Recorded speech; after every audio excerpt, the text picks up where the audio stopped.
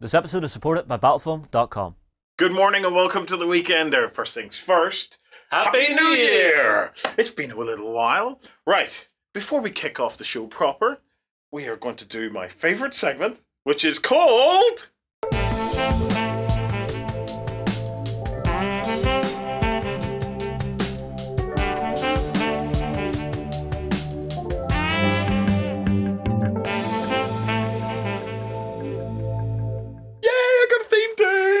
Okay. When do you get a theme tune and I don't? You'll get one in time. You'll get one in time. Okay. Right, I have picked a doozy of a mat to show you this morning. I am Rogue One inside out, man. Both myself and Lloyd have been watching it multiple times. Really? I am in love. I will categorically state, in my opinion, it is the finest Star Wars movie ever made. It even beats Empire for me. Whoa. And that took some beating. But it even beats Empire for me. I took to the second viewing before I finally would accept it. But after the second viewing of it, I thought, yeah, it does. Well, the end of the first watch through was actually with everyone at the studio. We all got out to the cinema. As soon as the ending came up, I look behind Warren and all I see is these bright little eyes, the fists up like this going, ah! They were my bright little eyes. Yes. And my little fists.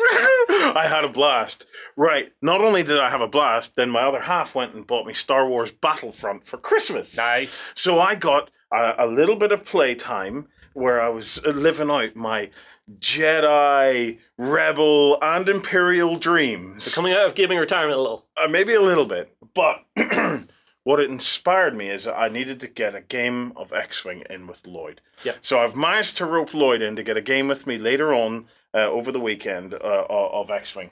And I wanted to do something just a little bit different again. So my mat of the week is from Deep Cut Studio, and it's their Wargame Terrain Winter Mat. I think winter mats are really, really versatile things to have. Yeah. Because the thing about snow and drifts and things like that is they kind of multi-scale, okay? Yeah. So it'll work quite happily for a 15 mil battle taking place, for example, in Flames of War, somewhere deep into Russian territory. Yep. Okay? It'll quite happily work for something like 40k. There's no reason why it won't work, obviously, for things like Frostgrave or Age of Sigmar. So looking at the details of the mat, you can see all the lovely drifts and things like that. So there's lots and lots of nice shading and stuff on that. Mm-hmm. And there's subtle snow drifts, which then start to come into little peaks where you get the more shadows right towards this end of the mat, where you start to get more kind of rough and higher drifting in the snow. I tell you what, Warren. Recently I was looking at a thing online, right? The pyramid they found in the Arctic or the Antarctic, one of the two. Yes. And the satellite photos from there look exactly like this. So I would actually be quite happy to play something like Dropfleet on this, because all of a sudden these drifts become mountain peaks. Yes, absolutely. There's no reason why you couldn't utilize something like that as a Dropfleet commander on the pyramid in the Antarctic. Right, okay. It was the thing that came out before Christmas. Yeah, I'm sure it did. Okay, right. So this is my X-Wing layout for Lloydie. So what I've got is I'm doing a little kind of reverse Hoth kind of thing. Okay. So in this instance, I have an Imperial base, okay, being attacked by red, gold, blue squadrons. Okay, gold squadron is going to be divided up a little bit and act as being supported by the X-Wings. Yep. We know from Rogue One that X-Wings can utterly kick the ass on AT-ATs. Yep. Although these AT-ATs are probably a little bit heavier armored than the transport version that was in Rogue One. But still. I don't know, basic chassis be the same. Over here, I've got things, we're going to have multiple waves of TIE fighters. I haven't decided exactly what TIE fighters and stuff we're going to run with yet. That's for later on when we do our meta and we decide what we're doing. Can I make one I've suggestion? got some AT-ATs down there, or AT-ATs. I've got some... Do you know what? On this whole AT-AT thing, I was watching a documentary, right, about the making of Star Wars that was recorded back in the 70s, okay? And it was they were talking about Empire, and they were talking about the Battle of Hoth. Yeah. And even the very dudes who made the models referred to them as AT-ATs. Yeah! Yeah! So do you know what? It's officially okay to call them AT-ATs. And the ones in Rogue One were called something like AT-CTs or something. AT-CTs. Or AT-CTs or something. AT-Cats. Something like that. Anyway, so here we have my AT-ATs. We have our little scout walkers. We're going to have some rules and stuff for them because they put down fire. Plus, it's great to be able to blow the shit out of them.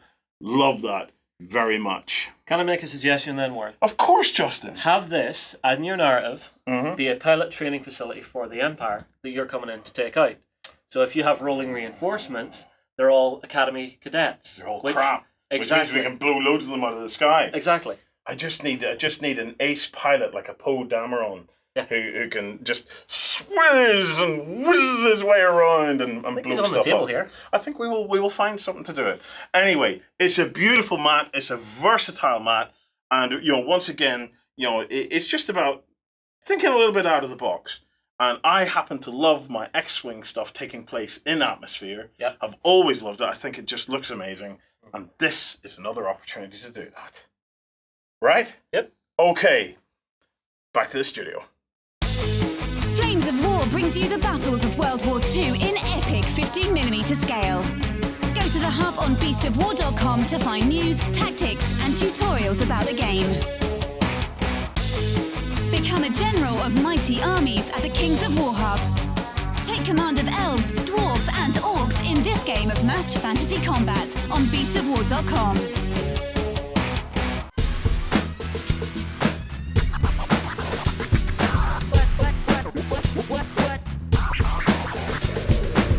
And welcome back to the show proper! Right, guys, weekender time. I'm joined by Ben on the screen, Justin in the chair. Right, next week is Relic Knights week. Now, before we go any further, there is a huge competition opportunity for you, starting with this show. So during Relic Knight week, this show included as well, we're going to be giving away four two-player starter bundles. Yep. So for you and mate to get stuck into the game. And we're going to be giving away one mega two-player starter bundle with expanded forces. Plus, and this is the big one, the money can't buy prize. Okay? And the money can't buy prize is that the lucky winner of that is also going to get the opportunity to work with the guys at Ninja Division to create a new character for the Relic Knights universe. Oh, go down in history, baby! So it's so that's the competition. The other competition prize that we have in this episode is another lucky winner of this lucky commenter. Practice, are we? I'm a little bit out of practice. Another lucky commenter on this episode is going to win themselves the Battle Foam X Pack. Right, I will recap on that in a minute, but first things first, I want to talk about the Relic Knights week. So what have we got planned? Right, well, John from Ninja Division has came across and joined us for an entire week's worth of great content. This is John Cadis, probably one of the finest men in the world. Yeah. Yeah, God just decided, do you know what? I'm going to grace the world with the world's coolest dude. Yeah, well, he came in a little package called soft, velvety voice, man. It's beautiful. John just it just makes you feel awesome. You're going, John, I love you, man. So he is God's gift to the world. Yeah. And we were fortunate enough to have him in the studio where he's taken us through Relic Knights. He's a must watch. To content. Yes. We have a welcome to the world video, faction videos for each of the factions, giving you that sort of feel and flavour of who they are, what their motivations are within the world. We then, of course, get a battle on, and Romain has done he has done a beautiful painting tutorial that we're going to be rerunning for backstage during the event, which was Calico Kate. Yes. Which is a fantastic looking mini. He does some beautiful work on it. Come across the Beast of War. Make sure to check it out. Well, it's a week celebrating Relic Knights. Come along, get involved, listen, watch, and most importantly, comment on all of the stuff on YouTube, on Beast of War, and on Facebook. Yes. To be in with a chance of winning some awesome prizes, and probably one of the coolest prizes that we've ever gave away on Beast of War, where you're actually going to be able to create a brand new character for a game with the guys at Ninja Division guiding you, taking you through the process of how to keep characters within the narrative of the world and stuff like that there. It's awesome. Right, so Some other key news.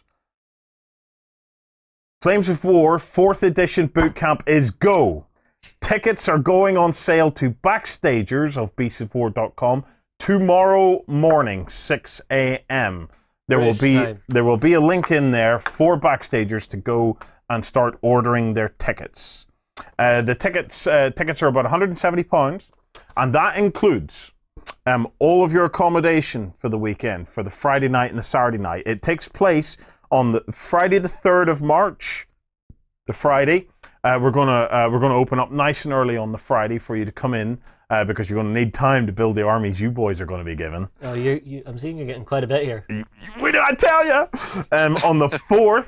Then we've got gaming all day. We've got food and obviously regular trips to the pub. And then on the 5th we're gonna have gaming. We're gonna have some prizes and stuff like that there. And then we'll go into some open gaming chillax zone in the evening time. So all your accommodation, all your food is all taken care of. All you have to do is just get here and then let us take care of you. We're hoping to have a community member, Oriskany, Jim. Who is like God's gift to historicals. Yep. So Jim is coming in from the States to join us on that. And with a bit of luck, and if the NHS get off the man's back long enough, we're going to have Dr. Dave. So my mate Dr. Dave from Flames of War for the win. I've reached out to him. He said, yeah, sure, provided there's enough Smithwicks.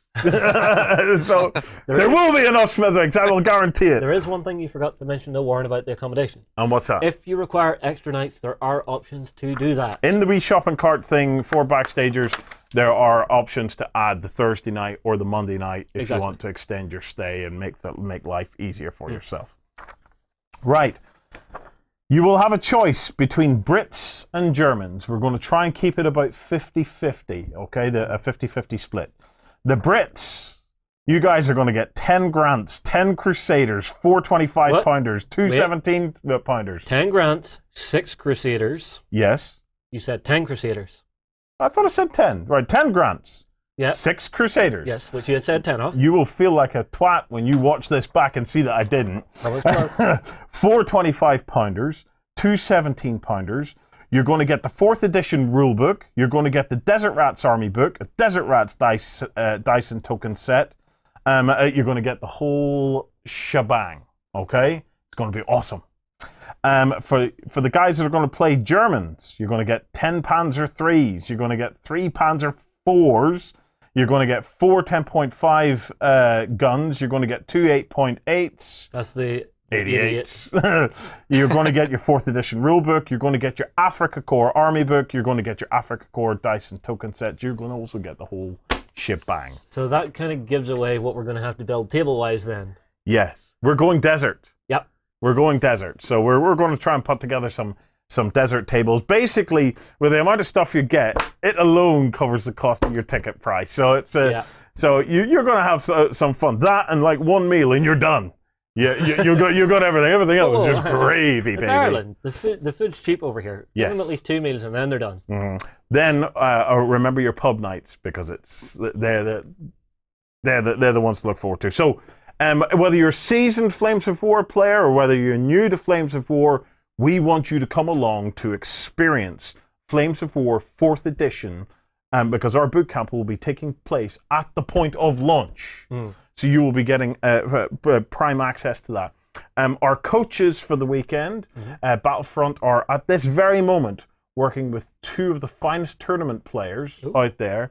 They're getting up to speed. They're getting everything all kind of zoned in, and they're going to be the ones who are going to come along and take us through the entire gaming process of Flames of War 4th edition. So I'm interested to see what they do with 4th edition.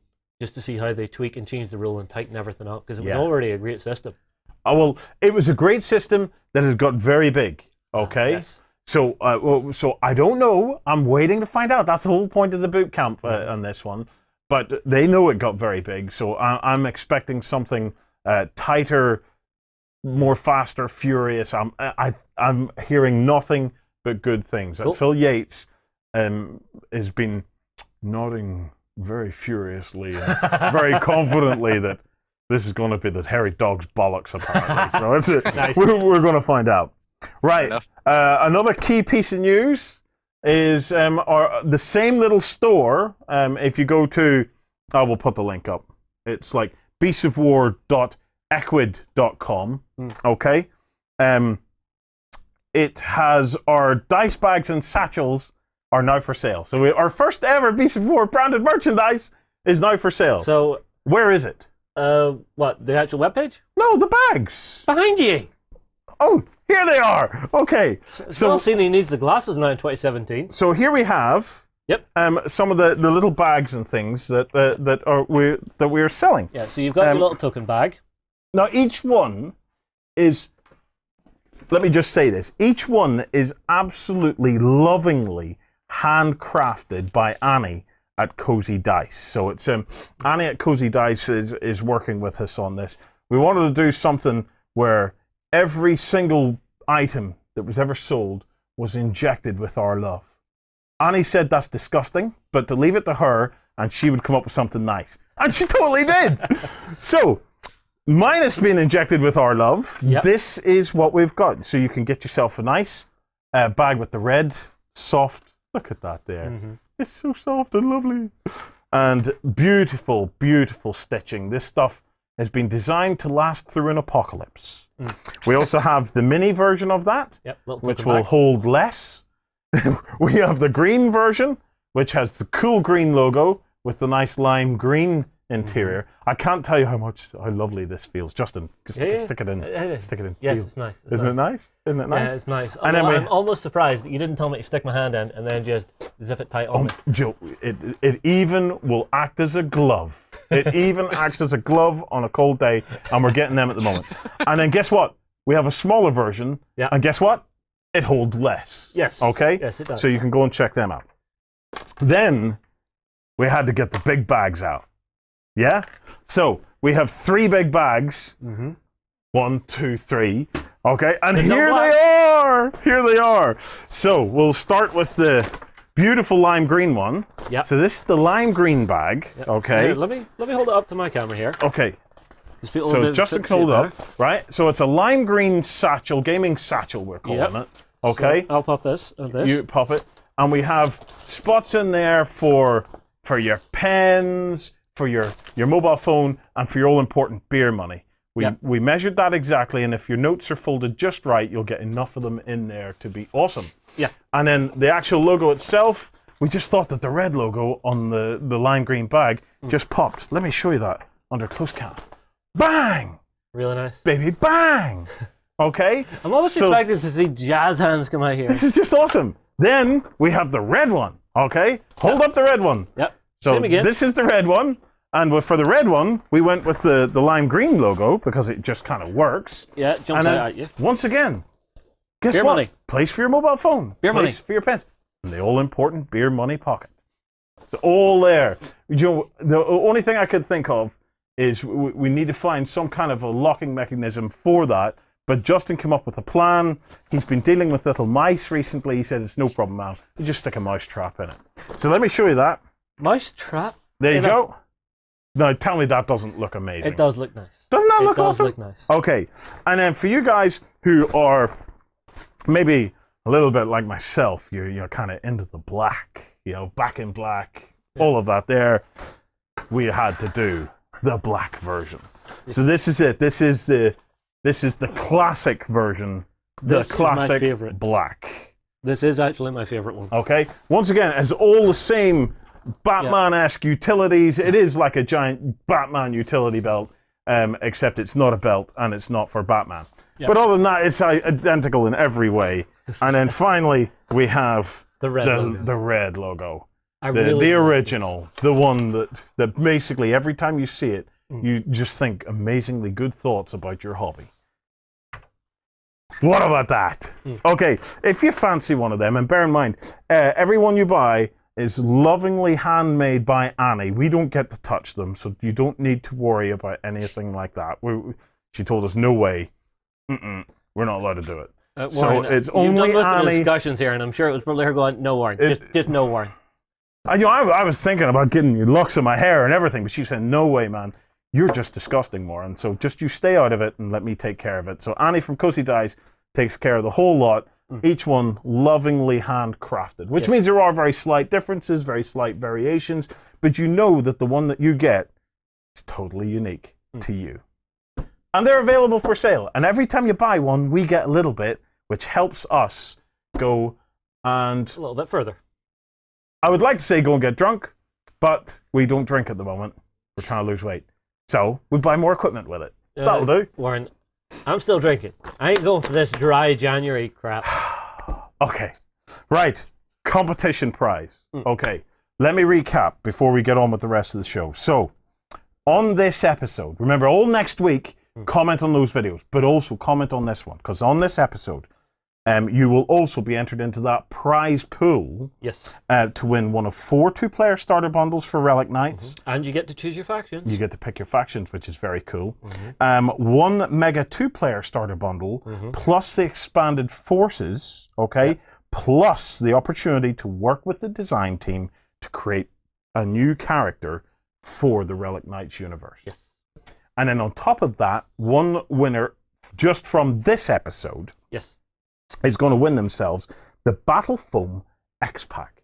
Right, this is something I've wanted to show you, Justin, right?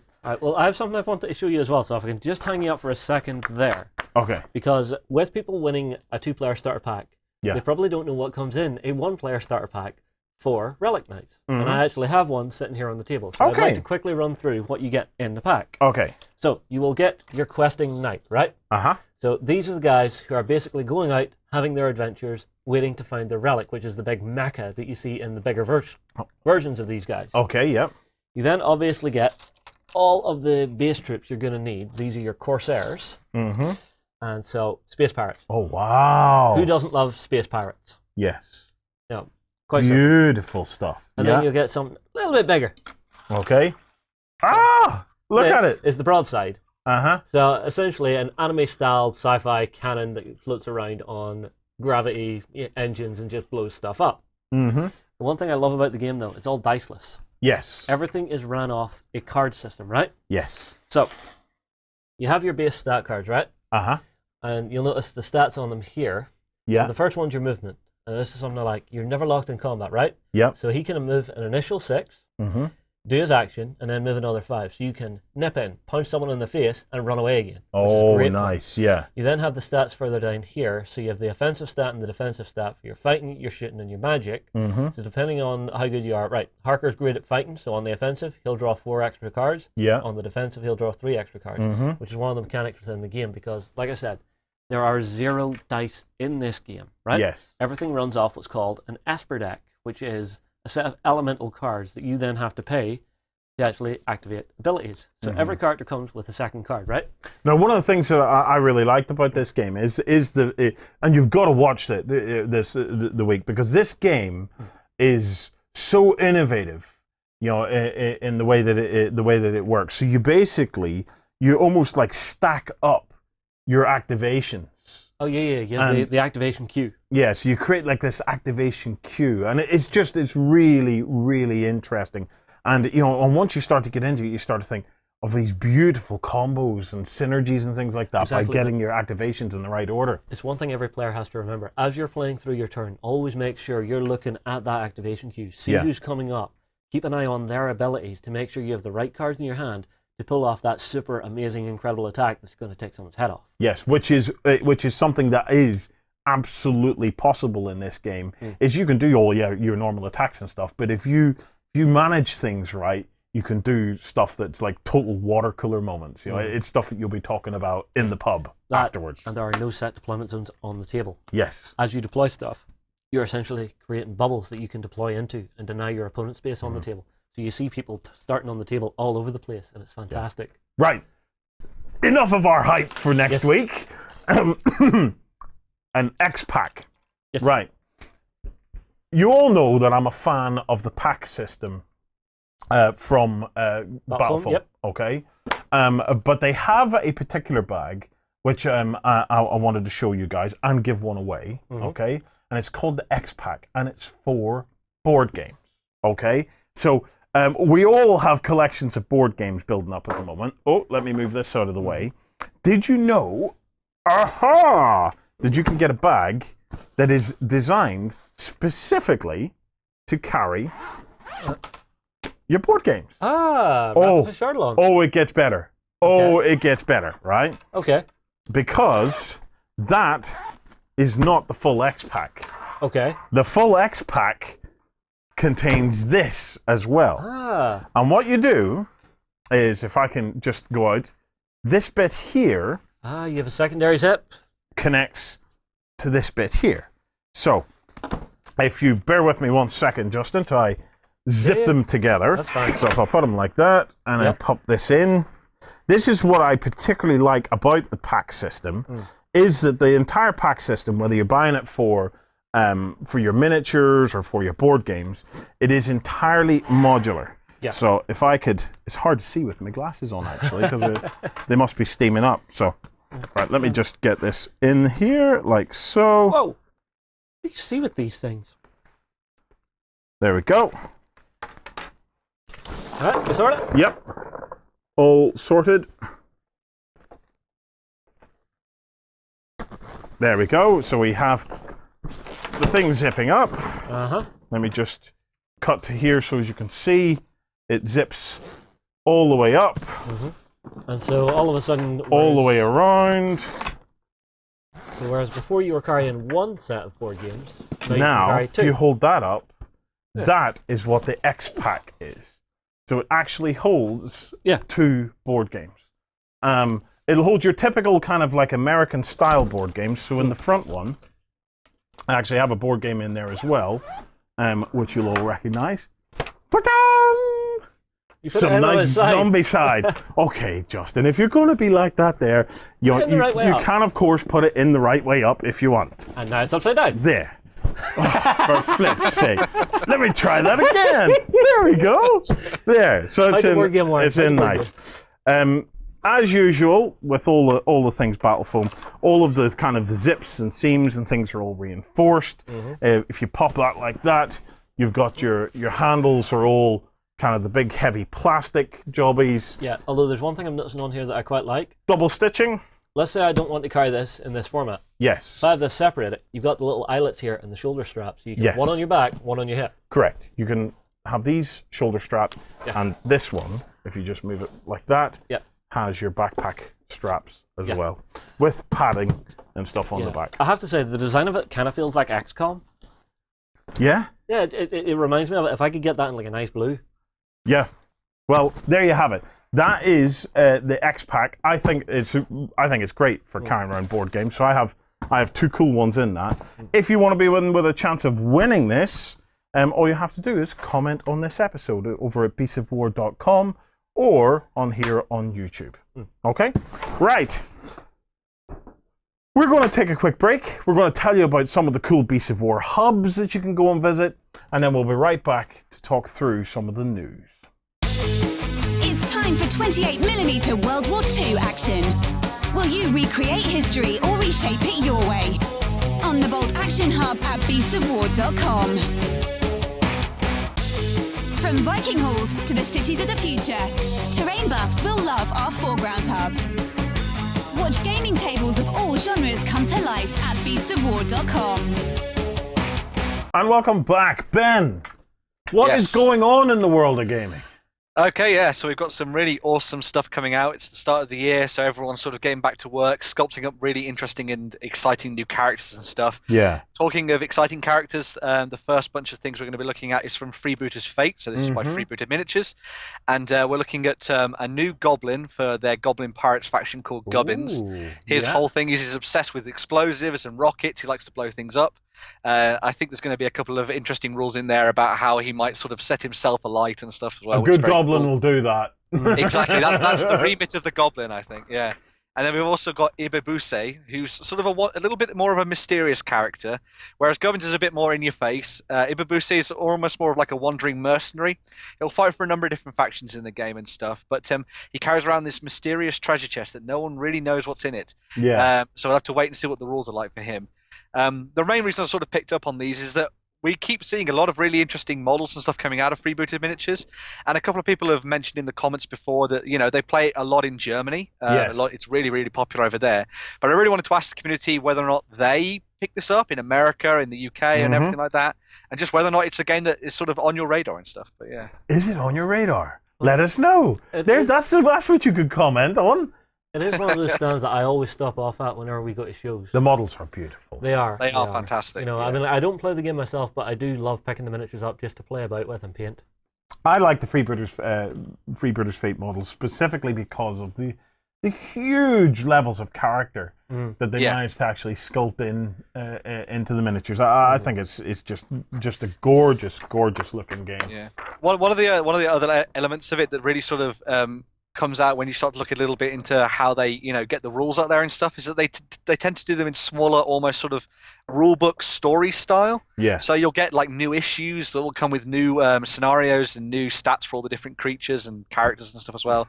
Like Gubbins himself is in one of the ones all about goblins, and Ibabuse is going to be coming up as well. So there's always nice, interesting stories developing in the world of Freebooters Fate, which I think is really cool. But, Can I also just say, and I know it's going to be really dorky of me to do it, I really like the way they do the bases, where you actually have the planks and stuff like that in a little set-in inside the little square base.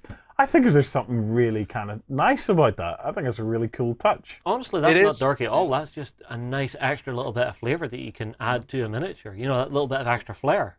It was dorky to notice it. I disagree. Right.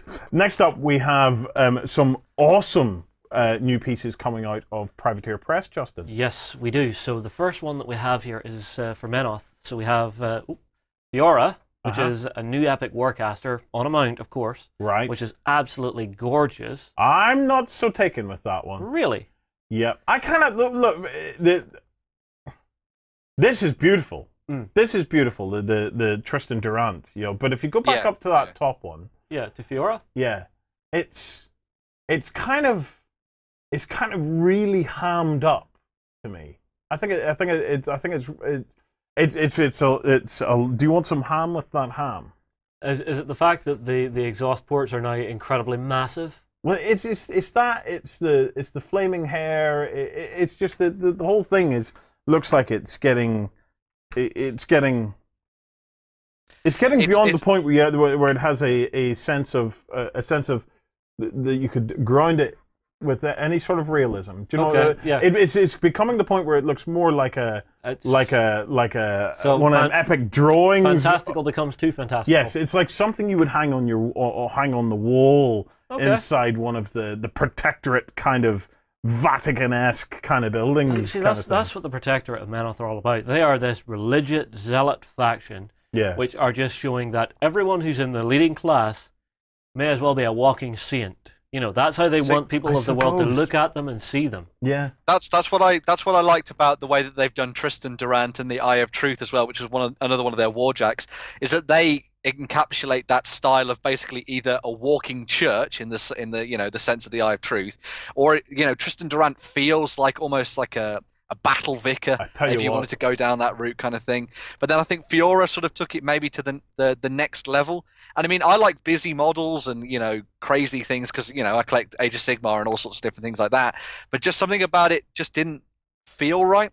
Like I'd seen the artwork for Fiora and it was fantastic, but then maybe it just didn't translate over well enough into the model. I mean, I know a lot of people really, really like it. And fire is Menoth effectively.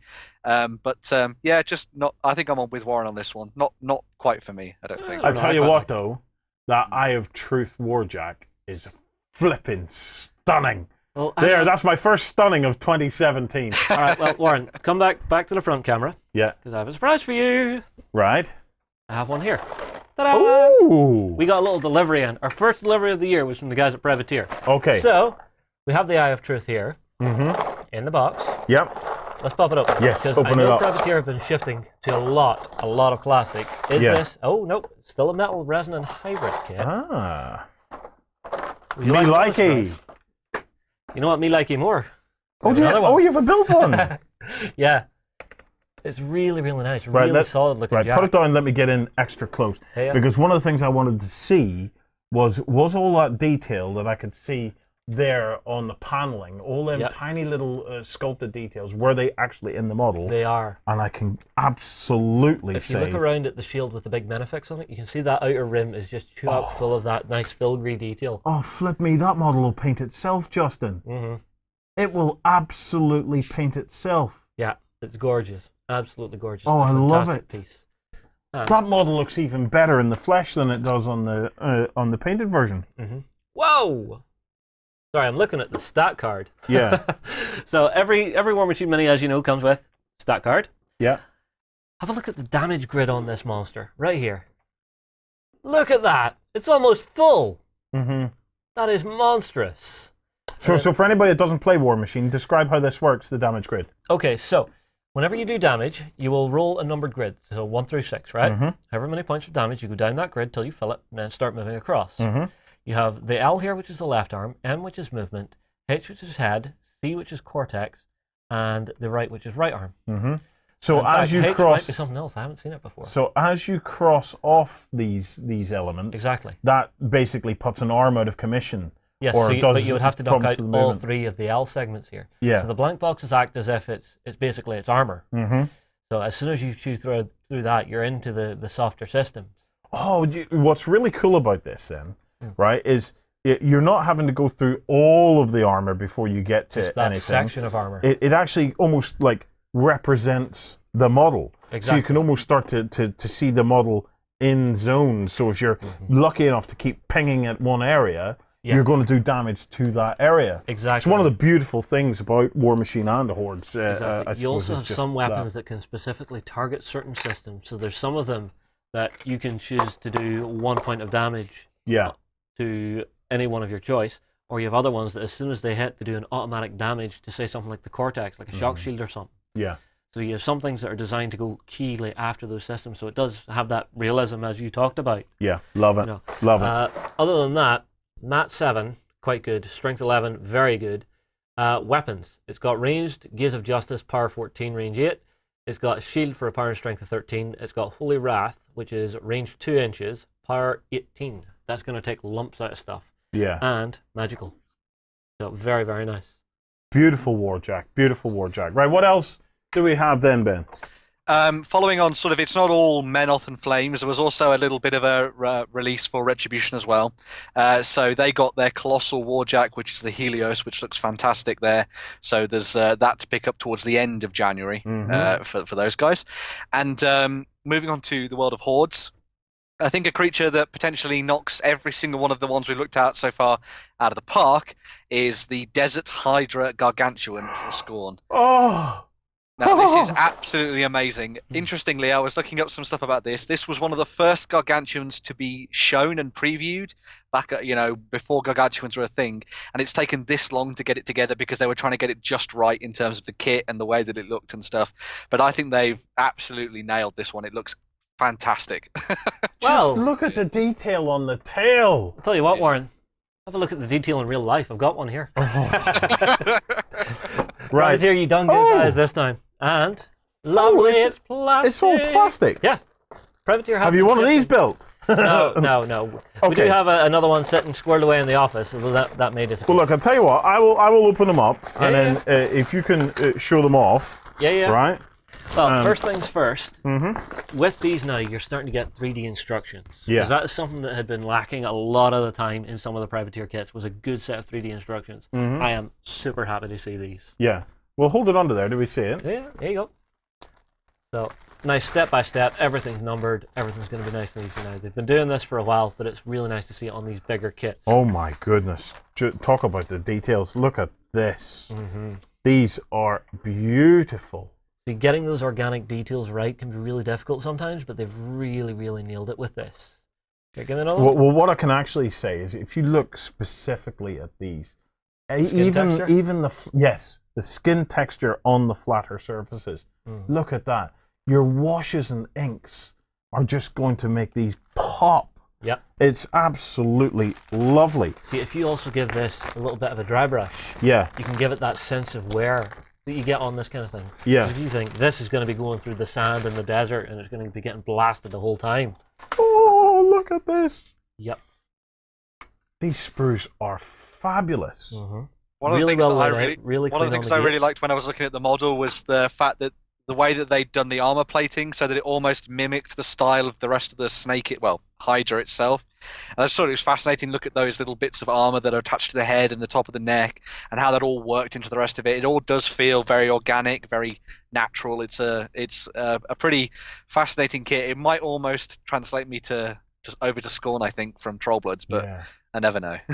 What I like about it is I'm struggling to find the words. It's gribbly as fuck. It's Your just first F-bomb of 2017. just love it. Just love it. Check this out. Look how gribbly that is. Like this must be the underbelly here, Yes. right? And then you have this bit here. Well, let me just go to the other side of that where you can start to see the elements of the underbelly. And look at the gribblies on that. It's just flipping awesome. And then we have one last sprue. Yep. We check this one out. Yep. And then we have, of course, the cards themselves, because Hordes runs a little different. So Well, I'll we'll point this get out to you as that. well. We'll get to that. But before we do, just check that sprue out there. So this is all of the kind of like the spinal bits and a little bit of kind of what looks like metallic, almost like weaponry, kind of reinforced, armored aspects to the creature. Oh, I love it. Right, Justin, take us to the cards then. Right, so Gargantuans are a little bit different. They come with 2 cards, same as your Colossals, right? Yes. But one of the major differences you'll note, Warren, is instead of having a damage grid, you have a damage wheel. Yes. So because this is an organic creature, it's divided down into the mind, body, and spirit. Oh, very nice. So as yeah. these get knocked out, suddenly, oh, I can't use Fury. Oh, my attacks are now weaker. Oh, my movement's now screwed. Ah. So it's nice. It's a nice way that they've actually balanced out between the organic and the mechanical. Mm-hmm. Then, of course, you have its weapons. Thing can have Fury 4. Well, Yep. it has Fury 4, Threshold 8, which is really nice. Mm-hmm. The weapons are pretty good. Acid spray. Yep, acid continuous effect as well. Uh-huh. But the one that everybody is going to want to be seeing is Uh-huh. on the back here, which is this, which is Animus. Right. So you get spellcasting in these games, both of them, right? Mm-hmm. But in Hordes, each of your war beasts has what's called an Animus, which is its own sort of personal spell, which the Warlock can then use. Yes. This one has Sandstorm. So if we come up, I'm actually going to read this out for everybody, right? Uh-huh. So cost 2, so 2 Fury, Yes. cast it. Range, self. AoE, star, doesn't do anything, no power. Duration, round, non-offensive, right? Right. Now, if it's an offensive spell, you have to roll off against your magic ability, which in this case is generally your Fury or your Okay. Focus. Yeah. This is non-offensive, so it just happens, which is fantastic. Mm-hmm. What it does is, enemy models cannot make ranged attack while in the spellcaster's command range. Sandstorm lasts for 1 round. So, if this is a command of 6, within a 6-inch bubble around the beastie with a big, big base, you can't shoot. That is a seriously powerful Animus. Animus, sorry. Yes. Right. So so nobody can shoot at it then. Yeah, it basically just whirls up a massive sandstorm around itself. Na-na-na-na-na, you can't shoot me. By the way, this unit that's beside me, you can't shoot either. Awesome. Yeah. Awesome. So, Well, stay tuned. We were going to do an unboxing on that where we'll get it all built up and you can look at it built. Yeah. And who knows, honestly, this I want one to see could John work enter. on this. I want to see a John work on parts to painted on this Yes. one as well. So if you like the idea of a parts to painted on that one, drop it in the comments. Right. Okay. One that's completely blown my mind. Right. Gangs of Commorragh for Warhammer 40k. You mean Gamora? Commorragh. Gamora or Gamora? Gangs of Commorragh. Ben, tell us about it. It's basically like a racing game, Justin. Effectively, imagine if, well, down in the streets of Commorragh, this is going to be the new boxed game from Games Workshop for Warhammer 40,000. You'll be playing as Dark Eldar warbands on your Hellion sort of sky skiffs or whatever they call them, and on your Reaver jet bikes, fighting it out in sort of really interesting and sort of dynamic, sort of almost X-Wing style combat, I guess, around sort of the pillars and stuff that are down there in the city systems. Yeah. And the whole idea is that you're going to be playing as these really cool gangs. There's a little bit of campaign play sort of thrown in there as well. So you'll be sort of upgrading your gangs and playing different missions and stuff like that. It's meant to be really fun. There's meant to be a lot of individual customization for each of the different gang members. So you'll be able to make them feel like proper characters. But they've also said that the actual gameplay itself is pretty simple, pretty easy to get into. interesting sort of avenue to look at, really. I mean, not a lot of people have looked at this sort of Dark Eldar thing before, but I think it's a really cool idea for a boxed game. Have they ever created a game like this before? Did this exist previously in the specialist games? I don't think it did. This is a new one. No, this game in its form had never existed before, but I know that a lot of people have tried to do something a little bit like it in terms of Necromunda. I think some people have tried to do something about jet bikes and stuff with it. There were whispers a really long time ago about this being some kind of gladiatorial combat game set in sort of Commorragh, where you played as guys that had been captured by the Dark Eldar and they were fighting out in arenas and stuff. But I don't think that really ever went anywhere. Yeah. But I think this is I just think it's a really cool idea, really, because one of the things that's fascinating about the Dark Eldar is there's lots of infighting and stuff. It's very different to the Eldar themselves and things. But yeah, it should be a lot of fun. Just an interesting new addition to the world of Warhammer 40,000 before it potentially all dies and blows up. But there we go. So, well, the great thing about it is if you're not a Dark Eldar player, it's a hell of an excuse to go and buy some Dark Eldar models and do some stuff with them, isn't it? You see, here's the thing. It's giving you other windows into other races. Yes. Now that we're seeing this, so it's just like, oh, I'm looking, oh, that's quite nice. Oh wait, I just got a 2,000-point army. Whoops. Well, everybody needs a Trojan horse. Yeah. Right. Go ahead, Ben. I was going to say, it's one of the things that I think this game will especially sort of lead people towards. It'll have that sort of creative aspect to everything because of the customization, the individual sort of nature of each of the different members of your gang. You'll be encouraged to dive into your bits box and stuff like that. And because the Dark Eldar all have their own really fascinating characters, I think it could provide for us, some really interesting sort of warband setups and dioramas and all sorts of different things like that. So I'm looking forward to seeing what people do with this, and then take it to Warhammer Fest and show off a Golden Demon as well. That'd be very, very cool. Mm-hmm. But yeah, very awesome stuff. Cool. Right, last piece of news for you for this week anyway is that there's a painting competition. So you'll know that we did a Walking Dead boot camp. So fun. Loved it. While we're waiting for Walking Dead to come back to our screens next month, there is a painting competition. It's Mantic Games Brush with Death. See what they did there? See what they did there? So the Mantic Games Brush with Death painting competition, The Walking Dead All-Out War. So you can, the two categories are single miniature or diorama. And the competition runs until midnight GMT on Monday, the 20th of February. So if you're interested, and why wouldn't you be? Go and get stuck into that. I think Walking Dead dioramas could be awesome. I get myself one of the cool foreground buildings that we were using. Yeah. And I basically have them fighting their way out of the building while barricading the back of the building and having walkers piled up at the back and being slaughtered at the front. I think it would be awesome.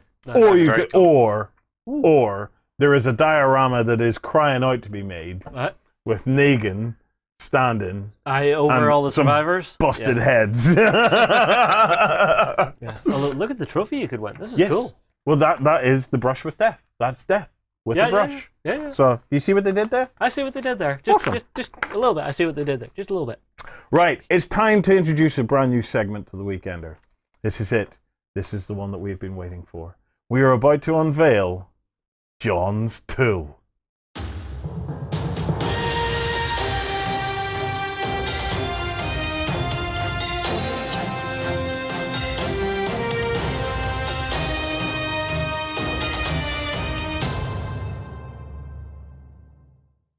Okay, everybody, I've been joined in the studio by John, and you're going to show us a modelling tool. Yes, I'm going to get my tool out. Sorry. Nervous. We're going to be looking at some green stuffing work. Okay, what have we got? Well, this is from Green Stuff World, so if you want to bring up a close camera for this. So, what exactly is this? This is a roll maker. Okay. It's like a bunch of little black bits that have texture on them, and you put some green stuff between them, and then you roll the green stuff between them, and it makes a pattern onto it. Well, let's get it out and actually see what the bits are like. The best bit is you can make the likes of tentacles with it. Okay. You can make cabling and wires and stuff. Okay. So that typical sci-fi, really highly banded cabling, you can make that out of this really easily, which is cool. Okay, cool. Well, let's go to the close camera. So our first one just has some straight lines across the way. I'm guessing this is for that sci-fi cabling you were talking about. They all have straight lines across them. All of them? But it's different sizes. Ah. You see? Okay. So the trick with this is that we have 2 large, 2 medium, 2 small. Okay. Okay. You then have these pieces here. Okay. If I can get it in here. And these are for when you're trying to do something like this. So this is a guide tool. Okay. So it snaps onto that. Uh-huh. Okay, so that would snap on like that. And let's say, for instance, we want to do, I don't know, a banding like that. You would then put this tool over the top. Your green stuff will be in here. Rock back and forth and make the cable. So both of these will clip on then. Well, you can put both on if you want. If you're fairly not good, or you want a very consistent sort of finish to it, then yeah, you would use that. But that's why you get the 2 of the same variant. yes, but the other thing that you do is that if you want things to go at an angle, then this snaps on to the corner as well. Okay. So when it snaps onto the corner, you're now going to get diagonal lines across the green stuff. Okay, that's interesting. So I'm going to demonstrate it, Okay. and then I'm going to have him have a go at it too. Okay. But what I'm going to do first is show you what I did while I was experimenting with it. Yeah. So let's go for some cabling first, shall we? Okay. So we've got a TIE battle suit to start with, yeah? Yep. So on the back of him are 2 big power feeds, and I've done 2 different types of cabling there. One that's a very narrow band and one that's quite a wide band on it. I think that's pretty cool. Yeah, that actually works really well. I could do with a little bit more practice, obviously, because it's not just as consistent as I would like it. Well, the only thing I would say is maybe your connection point is where I would change it, so that actually turns that sharp corner there and just glues straight on with a flat edge. Yeah, definitely, exactly. So the other example, very cool. So that's the cabling, and this is the tentacles. Ah. You see what I mean, where you get that sort of crosshatch look? Yeah. That's taking it at an angle with the squares. That's cool. So we have a poor hapless fire warrior that I was looking at going, well, you weren't built very well to begin with, so I'm going to sacrifice you to my green stuff practice. And he has been grabbed by some kind of strange creature of Zench, by the look of things. Yeah, and he's being dragged off into the abyss. It is really cool, and I can see that you've done like 3 different types here, because you've got the large, the medium, and the narrow on this. Yeah. All right. Shall we show it off? Let's show it off. Let's have a look at it. Okay, so bring up a close cam, please, if you would, dear boy. Yep. So which of them do you want? Right. Let's mix a large and a medium, shall we? So I'll get rid of that one and bring these 2 in. Okay. So I'll make sure they're on center shot. I'm going to put my guide tool on to say the large one, and we're going to have it running sort of that way. Okay. That way. I'm going to make a little sausage of green stuff here, so I just need to roll it out a bit more consistently. Right, so having it consistently rolled before it goes in, is this important? This is important, yes, because this tool won't really give you a consistent thing. It'll just pattern it based on how much you have. So let's put that there. We have our medium one, which I'm going to run in sort of against the grain with the long other ways one. Here. Yep, long ways here and crossways on the top piece. Okay. So get in a bit closer again there, and let's see what we get.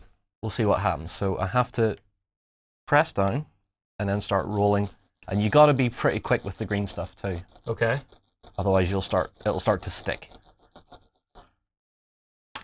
Okay, and that gave us sort of like an interesting sort of weapon haft look to it. Kind of, yeah. It's a bit grenadey.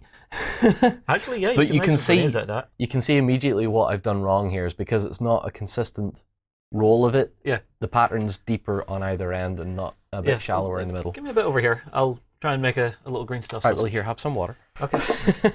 Water in the studio. Never a good idea, I always say. No, never is. So what are you going to try for? I'm going to go with... Do you want to go with something more on the diagonal? Yeah, let's do a diagonal. All right, so I'll stick the guide tool on to the corner. Let me work and liven up the green stuff just a touch. Yeah. So that's there like so. Uh-huh. Are you? Do you know what you can do actually? Yeah, I'm going to be clever. Yeah, if you use the back of that. Yeah, so the back's nice and shiny. Yep. That'll do. Yep, that's not bad. Nip off the wee bit of excess that I've got there. Mm-hmm.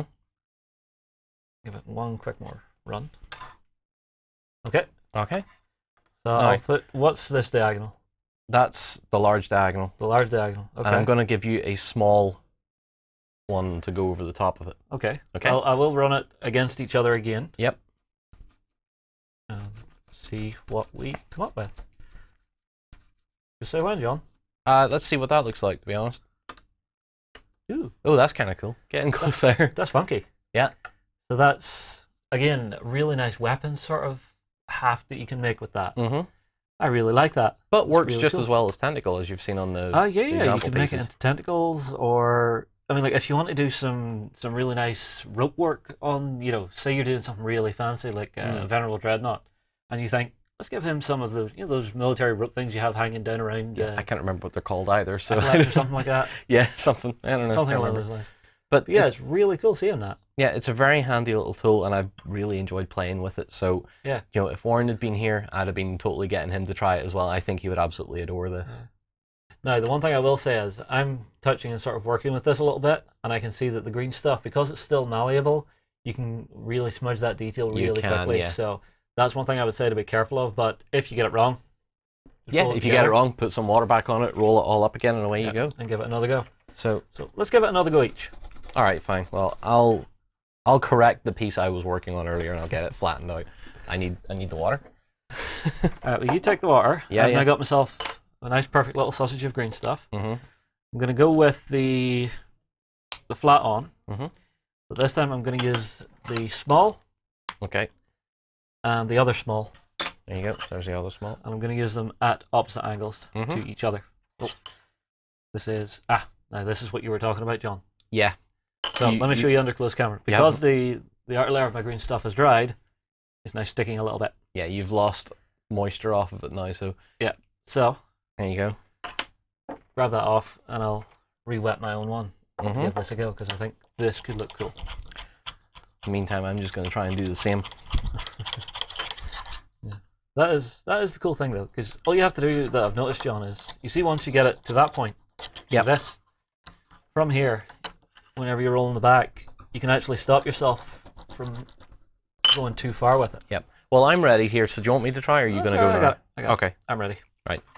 And I'm going to have them go... Now be careful here, because this bit is now beyond the texture, so you've got to give it more overhang I see. on the outside, otherwise it's not going to roll consistently.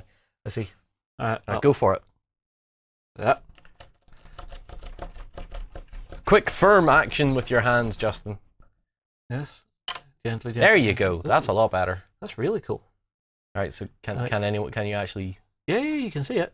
Yeah, but can they see it? That's the important bit. We'll see if I get some pictures of this. But I'm also noticing you can actually twist and turn it after the fact Yeah. to actually. So you start could getting it make spiral. that braided sort of rope, couldn't you? Yeah, quite easily really with easily. that. Mhm. Really easily. Right. Alright, I'm, so which ones are you going to use? right. I'm going to try medium and large in this case. So bring up the close cam. Yeah. I'm going to try and do it without the guide. Okay. So Lord knows what's going to happen here, but yeah, It's an experiment. it's an experiment. Everything should be experimented with. You know what I'm going to do? I'm going to put some water on there. I'm going to put some water on the green stuff too, because Yeah. I can feel it starting to tack. I am going to grab your little ball that you've got left over here. I'm Okay. going to wet it. All right, so on the large then, again, they're going to be going sort of, yeah, I think they're going to go polar opposites here. So let's try without the guide. I'm trying to figure out how to hold it. This is why you have a guide. I know, this is why you have rules and guide rules. Yeah, see what I did there.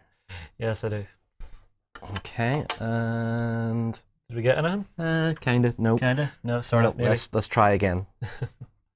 Be a bit firmer with it. Alright, well, move yourself a little further into shot. Yeah, just hang on.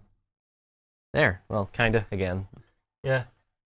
Still Alright. not quite as consistent as I would like, but again, practice will probably make it perfect. I want to see what happens if I do that. Huh. Okay. Different. Alright, one thing I want to That's try. odd. Okay. Little green stuff ball. Will a ball work though? Let's find out. You're either going to do something really cool or you're going to ruin it completely. Oh, so you're trying to pattern the ball? Didn't Yeah. work, did it? Well. It didn't work, Justin. Admit defeat now. No, it worked. Oh, It worked. he made like a. Do you know what that looks like? It's a football. It's a dodgeball. Dodgeball. Yeah. It's actually he's made a dodgeball. Sweet. So That's really cool. well, you can have that now for Guild Ball if you want. Your own little custom, Yeah. Macaulay branded Guild Ball. Macaulay branded Guild Ball. No. The Macaulay No, Ball. not coming to Kickstarter soon. Macaulay Ball. It's a thing now. So Macaulay bald. You saying I'm losing my hair? There's one or two clinging to life up there, but apart from that, no. So that is our little roll maker. What do you think? I think they're a great little tool to actually do some of those little extra details and stuff. And if you're wanting to start to learn to actually work with green stuff, anytime I've looked at working with green stuff, I've went, but I don't know how to sculpt. Well, it just kind of takes that bit out of it. This takes a little bit of the. I don't know what I'm doing out of it. Yeah. Or I can't sculpt something to begin with out of it. Yeah, and I'm hoping to use a few of these more often in some of the video work coming up. So I'm going to be tinkering with this as much as possible, getting as much of time under my belt with them, and maybe take that fear of green stuff out a wee bit, because I still have that too. I look at green stuff and go, if I sneeze too hard on this, there's going to be a fingerprint on there. Yeah, I have the Mountain King to fill in at the minute. Yes, you now, do. I showed it off on a weekender a little while ago, and everybody, you were right. There are a lot of gaps that I need to fill in that. I don't know how to do that because I have not had to do that with a model ever. Well, all you need to do is watch my Glacier King video, or watch the Dracolich video. Is quite a good one for that. Really? Yeah, Okay. because I did a fair bit of green stuff filling on that. So. All right. Well, I'll give it a look and I'll let everybody know how I get on. Well, John, thank you very much for bringing your green stuff tool out to us. Yeah. Everybody, drop your comments below. Do you think this would make a very, very handy little addition to your hobby tool kit? We'll move on here. We'll see you again later. Fight for the Iron Kingdoms as a warcaster. Take control of the mighty jacks, arcane devices, and dark sorceries to bring the fight to the Warmachine Hub on beastsofwar.com. Progress comes to a world of magic as science and the arcane combine to make marvels. Meet steampunk inventors and orc mystics at the Volsun Hub on beastsofwar.com. I am utterly envious. What, that I got to play with John's tool? Well, it was the first time that John's tool had come out on the Weekender, and I was adamant that I was going to be his first. But no, you waited till I was busy, and then you slipped in there. What? How did you find fiddling with his tentacle? It was actually a really clever little system that they were using, because it wasn't just the fact of, get some patterns onto it. It actually made it look like something whenever you were done with it. It wasn't just, I now see a pattern on this. It actually suddenly turned into a tentacle. Yeah. Did you find that if you licked it and rubbed it really hard with your wet finger that it would go soft? Well, you see, we had a little water pot just for that. Okay, go on. Keep going. Although I did get to make a little ball. Yes. I didn't get to make two balls. I just made one ball. Okay, yep. Which actually surprisingly turned out really cool. It looks like a little dodgeball on the tabletop. Yes. So if you're wanting to make little extras and stuff for like your guild ball and stuff, yes, just a little ball on the base, kick it up the field. If anybody has a tool that they would like John to play with on the show, please recommend it. I'm also curious to see if there is a tentacle sucker tool. Okay, because if you can imagine, I would let Justin make me a tentacle. I would then furiously rub it with my wet finger. Okay. Which would then prime one side of it to be perfectly suckered, okay? Yeah. And then you would just press it gently onto the sucker tool, and then carefully remove it, very gingerly.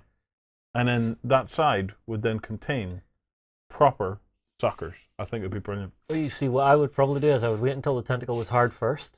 Right. Then you would need to take the side out of it, and then put some fresh soft green stuff on the side, and then use your sucker tool to actually put the detail on there. So put the suckers on the hard tentacle. Yes.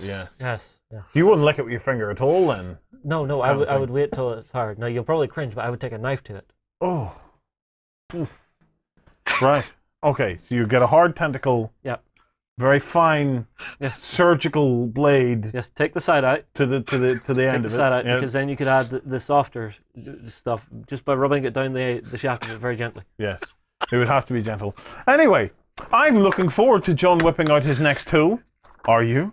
Right, time to talk about some Kickstarters. We're at the end of the show, almost. Now,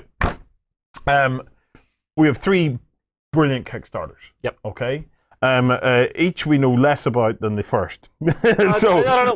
We have the magnificent glowing face of Ben. First up, we have Vanguard of War from Archon Studio. Now, this is an interesting one.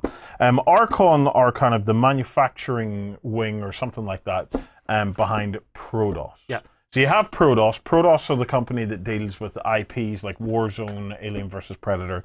And then you have Archon. And Archon kind of are now just dealing in their own IP, it seems. So they're creating their own board games. Now, Archon had run a Kickstarter before, and we just opted not to talk about it because to give them an opportunity to actually deliver it. Yep. Because of they have had issues, ongoing issues, with the whole Alien versus Predator thing, which we've talked about loads in the past. We've talked about it today. Yeah, it's so. But the way we had left it with them was like you're doing your Kickstarter load, go and do your thing.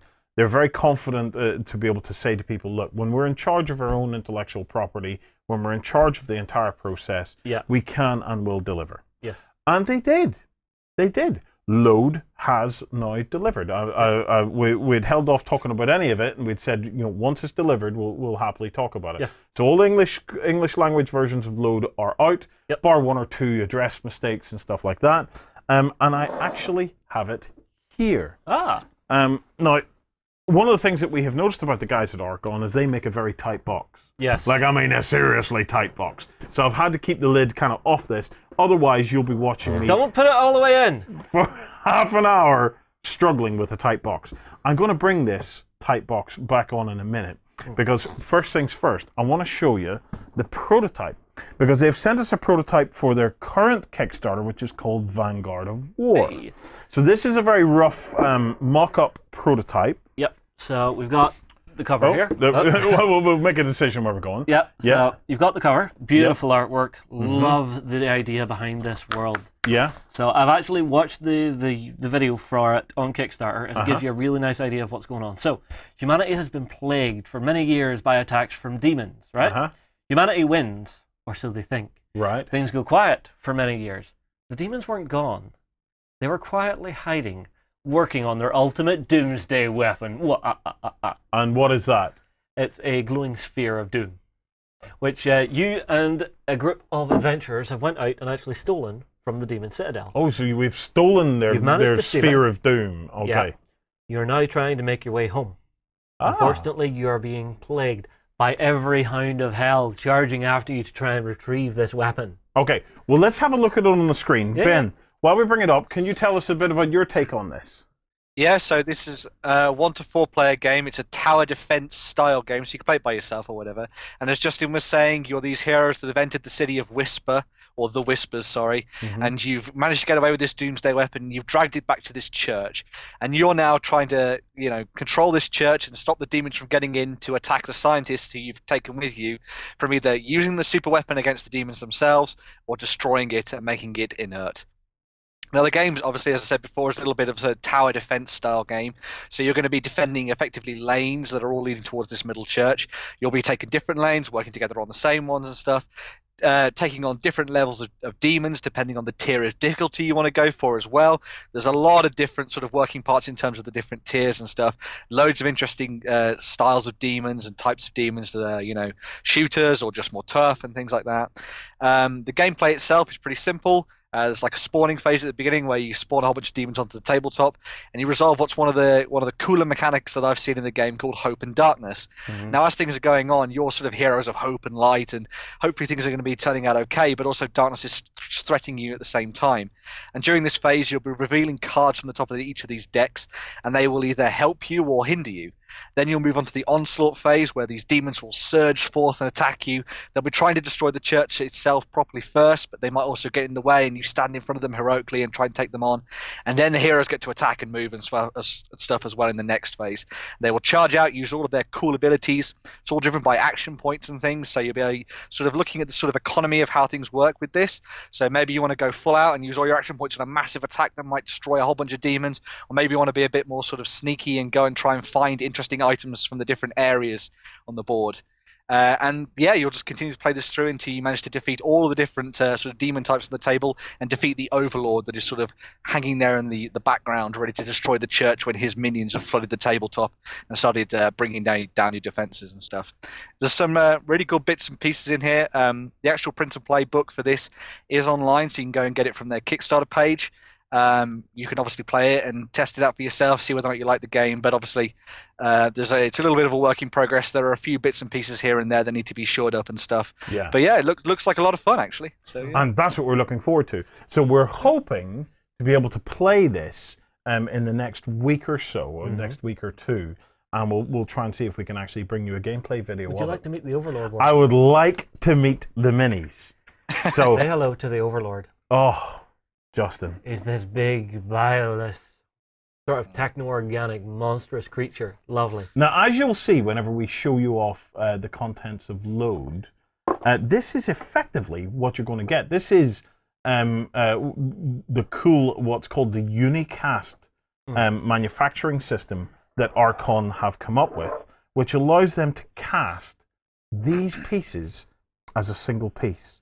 And it's just incredible. Look at the detail and the crispness it's of the detail even on the detail, Warren. It's the posing you're fit to get with that. Yeah. You know, having voids and stuff in a one-piece sculpt is such a challenge whenever you're sculpting and actually getting it to cast.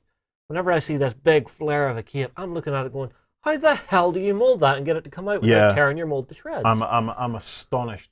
Well, it's a proprietary kind of system that they've developed in there. So I'm not exactly sure how it works, but it is consisted of kind of multi-part molds that they inject a plastic resin into, and it just comes out beautiful, absolutely beautiful. crisp. So these are our 4 heroes. Very, very cool, very characterful, and just tons of detail. Minis that are going to paint themselves, as you would say, Warren. Yes, yeah. Next And then up- we have a doozy load of monsters. Now, just let me show you, okay, right? let me move all Let me this show out you way. the look at the volume of gribbly monsters you're going to get in this. The rest of the components are all just prototype components. We're not going to really show them off, but we will show off a handful of monsters here, so as you can get a look at them. I will grab you the different types here. So here we have the big guy. Now, as you can see, and as you'll have seen from the Kickstarter page, that they're actually what do you call it? Casting or producing the monsters in the different tones, different colors. So this gives you a kind of an idea of what you might expect from the demons. So let me show you the different styles. Having them done in that sort of reddish pink resin really will make them stand out and make you see the tactics of the board a lot easier, though. I think so as well. Now, we're not exactly sure if this is the absolute final material that the final product will come in, but as I said, in about 2 minutes, I'm going to show you the contents of Load, so you'll actually see what a final product actually looks like from these guys, so we can get a feel for what this is likely to be like when it actually does come out to the backers and then hits retail. Yeah, now this One is of the- actually my favourite Sorry. one, Warren. Because as you can see, he's got a little tire tread in beneath him if you turn him around. And then on the back, it essentially has a rocket engine. Oh, he's a moto demon. One of the things they have actually said on their Kickstarter page is that any of the miniatures you see on there, in terms of sort of the ones towards the bottom of the page or whatever, they're all sort of the actual final production miniatures. So what you're seeing there is exactly the kind of thing you're going to get. So if you like the look of the sculpts and stuff, then definitely go and check that out, and you'll have a better idea of what you're going to get in the box when you open it up. Yeah. Right. Let's have a look at Load. Right. So this is the one that they have just delivered. We've been hearing good reports from backers who've received it, and I've got to say, I'm not actually surprised. So here we have the box itself. Well, if you give it here, I'll show off the lid. Some lovely art there. So yeah, it feels like a nice quality piece whenever you see it like this, because it's got that really nice matte finish to it. in there you have your rule book. Okay. So in the rule book you get your component lists, A little bit of story. bit of story, game layout. setup. Yep. Okay. The armies of Chaos and Atlantis, and then it goes through and it explains about the decks, etc. You then have 2 sheets of cards.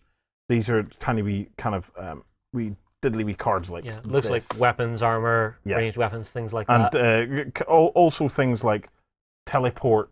Let me see if I can get in a bit closer so you can see some of the artwork. that they've done on Teleport it. scroll. You have teleport, you have Titan Striders, Attila's Roar, the Chalice of Health. You know, it's a nicely produced board game from that perspective. Yeah. We then have the board itself. Okay, got so a the really nice stock board, to it. yeah, the board is very, very nice, heavy stock. You know, check that out. Let me see if I can get an even a bit closer there for you to see. You know, that is good, heavy stock board. So if you hold that up. So let it fold out, and you can see. Now this kind of feels like Dota to me, because you've got your 3 lanes, you've got your good guy side, your bad guy side. Yes. Is that kind of how this game's going to play? The load is a Dota kind of. What do you call that? MOBA. Dota? MOBA. It's a MOBA. Yes. Then you have your hero kind of cards and other tokens. Once again, on that nice thick stock. Nice. So you know, the components wise are proper top notch. Now is where it gets interesting. So the rest of that is just more cards, And more tokens, right? But watch this for a beautiful piece of innovation. Okay, in the board game itself, the miniatures actually come in foam. Okay, and they come with these wee tabs, right? And what you can do then is just slide out the game by the tabs. So it's like this. Nice. Okay. Now let me show you what it gets even cooler. You have 2 layers of tabs. So Justin, if we hold that up in front of you, So if you I get grab this. 2 layers of minis, and this is the kind of the plastic bit that goes on the bottom. So if I do this without spilling minis everywhere. Okay. So that's your first layer of minis. Yep. Go ahead. And that's your second layer of minis. But let me show you what one of the things that they've done that I thought was kind of genius. In the minis, whenever you actually take them out, there's a little picture of what mini is actually supposed to go in that spot, which means that whenever you come to pack it away again, you have a nice visual guide for what minis go where. Now, one of the first things I did when I was looking at this new Vanguard of War Kickstarter is I noticed them talking about foam inserts in the box, and it is unlocked. Yep. So happy days, you're going to see that in it, because I just thought, what a beautiful way of being able to package up the minis. I just thought it was great. Yeah, I do like the design here as well, where you've got the little extra slots pre-cut into the foam for like your dice and your card stuff. Your cards, your tokens, your larger cards. It is very, very cool. Now let's have a look at some of the minis, Justin. So if you can start passing out some of the more kind of epic ones, and we'll get in and we'll have a look at them. So this is final production quality. So this is what the folks have been getting in their box, and anybody that picks it up at retail is going to get. Those are really nice. I love this guy. Got sort of like a metaphysical technology going on. Yeah. Really cool. But once again, it's all the little tiny details that will just take the paint and take the washes so well. You know, this is definitely a game that I'm very tempted to actually take the time to paint, and if I don't, it's going to take the whole cell shaded technique that we've been looking at just so well, because there's so many little gribbly parts that are just going to take the ink and are just going to pop whenever you apply it. Would you like a turtle warrior? I would love a turtle warrior. That is really cool. Oh, look at that. Nice. This is also a game that I'm hoping we'll get a playthrough soon. They also have the other colors of character, as you can see here. I do like the way that we're seeing sort of 2 colors of minions in there, because there's another color of them as well. There's this kind of like the pink color. Yeah, so that's what's going to make the MOBA style of this game stand out, is because even if you don't paint them, you're going to be able to tell your sides very easily as you're playing across the table against each other. Very cleverly done. Well, stay tuned over the next week or two. We will definitely try to get the Vanguard of War on a playthrough, and then very shortly after that, we'll try and see if we can get load. I have never actually played a MOBA game. Have you not? No, I've never played a MOBA game, so I'm looking forward to that, to see what the mechanics of a MOBA style game actually is. Oh, the nights I remember playing them online at the local gaming centre, and the rage some people used to get was beautiful. Well, we'll look forward to that. Right, Ben, what's next for the Kickstarters? So next for Kickstarter, we've got something very, very different. This one is called Streetscapes, and it's a range of 28mm wargaming buildings. This is by Philip Page, and his idea was he was going to try and create a nice range of sort of, in this case, World War II buildings that you could use. Yeah. Now, the whole thing behind this is that it's actually effectively almost like a laser cut MDF chassis that you then build on resin pieces too. So you've got like facades for proper frontages, different tiles to go on the roofs, signs, windows and chimneys and things like that. And it just sort of marries together a couple of the different techniques that we've been seeing. So you've got the laser cut stuff there as well, but then you've got resin for extra detail and stuff that sort of stands out a little bit more from the wood. Yeah. And just a really nice sort of set of buildings that he's been working on.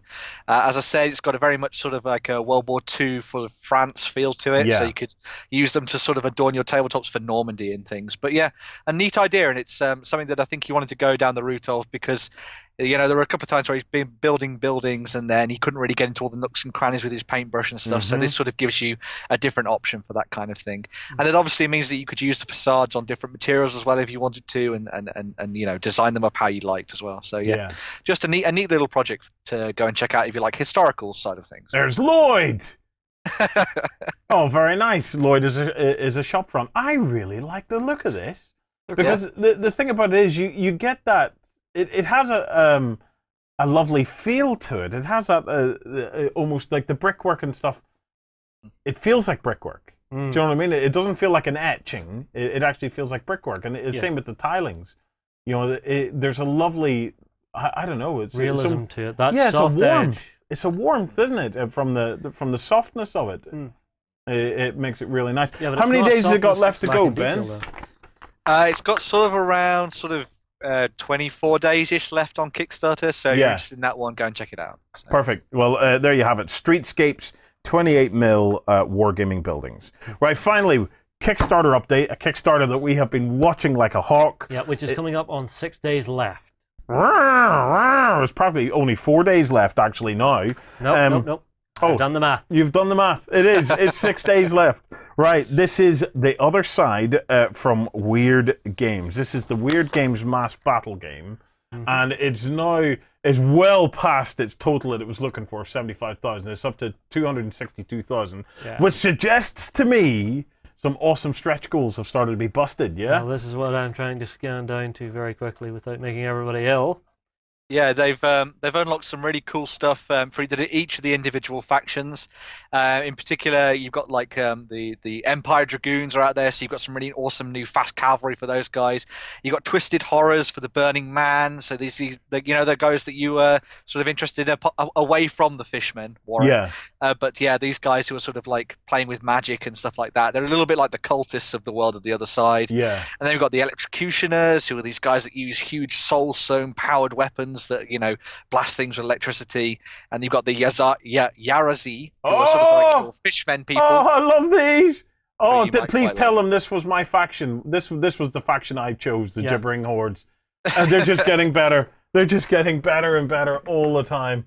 They are getting better. Oh, I love it. Okay, yep. And some of the other stretch goals and things that have been locked over the past sort of couple of weeks that it's been running. You've got new commanders. There's dual commanders that will work for different factions.